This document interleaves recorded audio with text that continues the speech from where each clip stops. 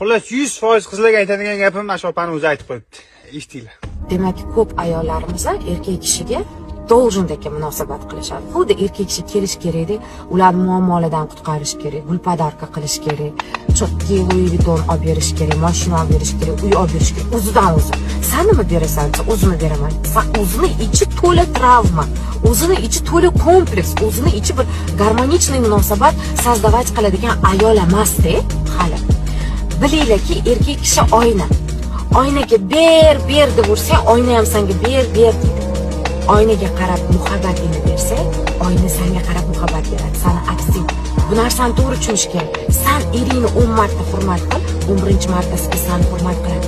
Siz adekvatniy, samorazvitniy lичность bo'lishingiz kerak. Ba'zilar aytadi, sizga gapirish oson, meni erim mamnaqa deb, siz eringizni mamnaqa deyishdan oldin siz kimligingizni analiz qilishingiz kerak.